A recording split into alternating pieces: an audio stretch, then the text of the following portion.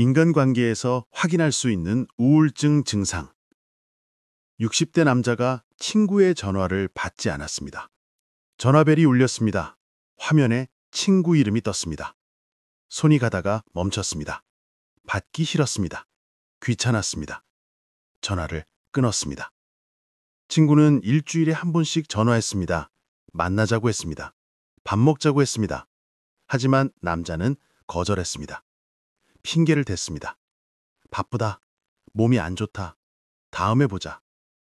사실은 달랐습니다. 바쁘지도 않았습니다. 아프지도 않았습니다. 그냥 만나기 싫었습니다. 사람 만나는 것이 힘들었습니다. 이것이 우울증의 신호였습니다. 오늘은 우리가 꼭 알아야 할 중요한 이야기를 하겠습니다. 인간관계에서 확인할 수 있는 우울증 증상입니다. 이것을 알면 자신과 주변 사람을 도울 수 있습니다.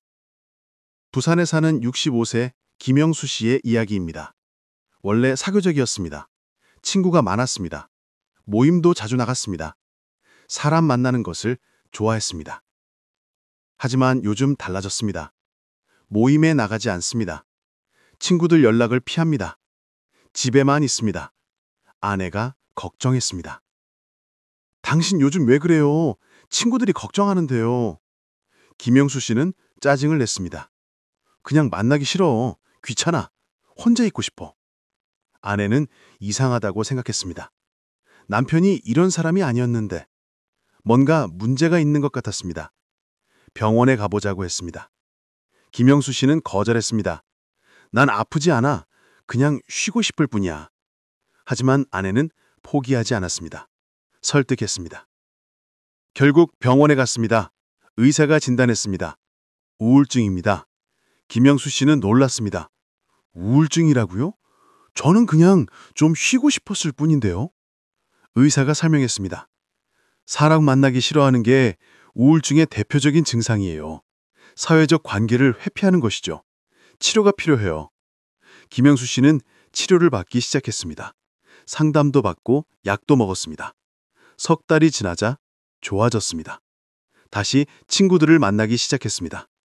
김영수 씨는 깨달았습니다. 사람 만나기 싫어진 것이 우울증의 신호였구나. 진작 알았더라면 더 빨리 치료받을 수 있었을 텐데. 첫 번째 증상은 사회적 회피입니다. 사람 만나기 싫어하고 모임을 피하고 혼자 있으려고 합니다. 이것이 우울증의 신호입니다. 대구에 사는 60대 박정희 씨는 다른 증상이 있었습니다. 짜증이 많아졌습니다. 작은 일에도 화를 냈습니다. 가족들이 힘들어했습니다. 밥이 조금만 늦어도 화를 냈습니다. 텔레비전 소리가 조금만 커도 짜증을 냈습니다. 손주가 떠들면 소리를 질렀습니다. 예전에는 이렇지 않았습니다. 며느리가 말했습니다. 어머니, 요즘 왜 그러세요? 예전에는 안 그러셨잖아요. 박정희 씨는 더 화를 냈습니다. 내가 왜 그러는데 너희가 나를 화나게 만드는 거지. 가족들은 박정희 씨를 피하기 시작했습니다. 말을 조심했습니다. 눈치를 봤습니다. 집안 분위기가 나빠졌습니다. 아들이 병원에 모시고 갔습니다. 의사가 진단했습니다. 우울증입니다. 박정희 씨는 믿을 수 없었습니다. 우울증이요? 저는 우울하지 않은데요? 그냥 화가 날 뿐이에요. 의사가 설명했습니다. 우울증은 슬픔만 나타나는 게 아니에요. 짜증과 분노로 나타나기도 해요. 특히 중년 남성에게 흔해요. 박정희 씨는 치료를 받았습니다. 상담을 통해 자신의 감정을 이해하게 됐습니다. 억눌러진 슬픔이 화로 표출됐던 것입니다. 두 번째 증상은 과도한 짜증과 분노입니다. 작은 일에도 화를 내고 참을성이 없어집니다. 이것도 우울증의 증상입니다. 광주에 사는 70세 이순자 씨의 경우를 보겠습니다. 대화가 줄어들었습니다. 말을 하지 않았습니다. 가족들과도 대화하지 않았습니다. 남편이 말을 걸어도 대답하지 않았습니다. 응, 그래. 짧게 대답했습니다. 대화가 이어지지 않았습니다. 남편은 답답했습니다. 자식들이 전화해도 마찬가지였습니다. 네, 알았어. 끌었습니다. 자식들은 서운했습니다. 어머니가 왜 이러시는지 모르겠어요. 이순자 씨는 말하기가 힘들었습니다. 무슨 말을 해야 할지 몰랐습니다. 말할 힘도 없었습니다. 그냥 조용히 있고 싶었습니다. 남편이 병원에 데려갔습니다. 의사가 진단했습니다. 우울증입니다. 대화 감소는 전형적인 증상이에요. 이순자 씨는 치료를 받았습니다. 조금씩 나아졌습니다. 말이 늘어났습니다. 가족들과 다시 대화하기 시작했습니다. 세 번째 증상은 대화 감소입니다. 말이 줄어들고 표현이 적어집니다. 관계에서 점점 멀어지는 신호입니다. 서울에 사는 65세 최철수 씨는 무관심해졌습니다. 가족들에게 관심이 없었습니다. 무슨 일이 있어도 신경 쓰지 않았습니다. 손주가 상을 받았습니다. 가족들이 기뻐했습니다. 하지만 최철수 씨는 무덤덤했습니다. 그래, 잘했네. 끝이었습니다. 아내가 아팠습니다. 병원에 입원했습니다. 최철수 씨는 한 번만 병문안을 갔습니다. 그 후로는 가지 않았습니다. 아내는 서운했습니다. 자식들이 말했습니다. 아버지, 왜 그러세요? 어머니가 아프신데요. 최철수 씨는 대답했습니다. 바빠서. 하지만 실제로는 바쁘지 않았습니다. 최철수 씨는 무감각해졌습니다. 감정이 느껴지지 않았습니다. 기쁘지도 슬프지도 않았습니다. 모든 것이 무의미했습니다. 가족들이 병원에 모시고 갔습니다. 우울증이었습니다. 무관심과 무감각은 심각한 우울증의 증상이었습니다. 네 번째 증상은 무관심입니다. 가족과 친구들에게 관심이 없어지고 감정이 무뎌집니다. 위험한 신호입니다. 인천에 사는 60세 정미숙 씨는 의심이 많아졌습니다. 모든 사람을 의심했습니다. 친구들도 가족들도 믿지 못했습니다. 친구가 친절하게 대하면 의심했습니다. 왜 저러지? 무슨 속셈이 있나? 의심했습니다. 친구는 그냥 친절한 것뿐이었습니다. 자식들이 전화하면 의심했습니다. 돈 달라고 하려고 전화한 거지? 생각했습니다. 자식들은 그냥 안부를 물은 것뿐이었습니다. 정미숙 씨는 점점 고립됐습니다.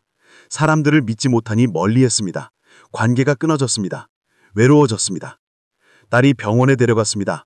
우울증이었습니다. 의심과 불신은 우울증에서 나타나는 증상이었습니다. 다섯 번째 증상은 과도한 의심입니다. 사람들을 믿지 못하고 의심하며 관계가 악화됩니다. 전주에 사는 70세 한경수 씨는 비난을 많이 했습니다. 모든 사람을 비난했습니다. 가족도 친구도 비난했습니다. 아내가 요리를 하면 비난했습니다. 맛이 없어. 제대로 해. 아내는 상처받았습니다. 자식들이 무엇을 해도 비난했습니다. 그것도 못하냐? 답답해. 친구들을 만나도 비난했습니다. 너는 항상 그래. 변한 게 없어. 친구들은 한경수 씨를 티하기 시작했습니다. 한경수 씨는 혼자 남았습니다. 모두가 떠났습니다. 외로웠습니다. 하지만 자신이 문제라는 것을 몰랐습니다.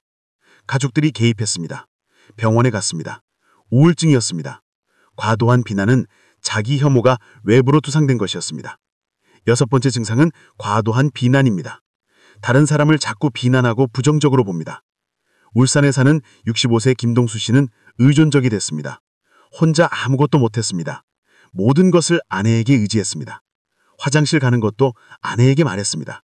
뭘 먹을지도 아내에게 물었습니다. 무엇을 입을지도 아내가 정했습니다. 스스로 결정하지 못했습니다. 아내가 힘들어했습니다. 당신 혼자 좀 하세요. 저도 힘들어요. 김동수 씨는 불안해했습니다. 나 혼자 못해. 당신이 도와줘야 해.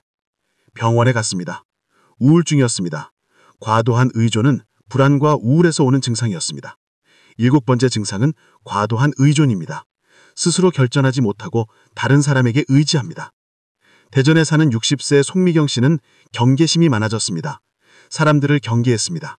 다가오지 못하게 했습니다. 친구가 다가오면 피했습니다. 가족이 안으려고 하면 거부했습니다. 스킨십을 싫어했습니다. 사람들과 거리를 두었습니다. 송미경 씨는 혼자가 편했습니다. 사람들이 불편했습니다. 상처받기 싫었습니다. 벽을 쌓았습니다. 병원에서 우울증 진단을 받았습니다. 경계심과 회피는 우울증의 방어기제였습니다. 여덟 번째 증상은 과도한 경계심입니다. 사람들을 경계하고 거리를 두며 고립됩니다. 경남에 사는 70세 이철호 씨는 집착이 생겼습니다. 한 사람에게 집착했습니다. 아내에게 매달렸습니다. 아내가 조금만 늦게 오면 불안했습니다. 어디 갔어? 왜 늦었어? 추궁했습니다. 아내는 답답했습니다. 아내가 친구를 만나러 가면 불안했습니다. 전화를 계속했습니다. 언제 와? 빨리 와.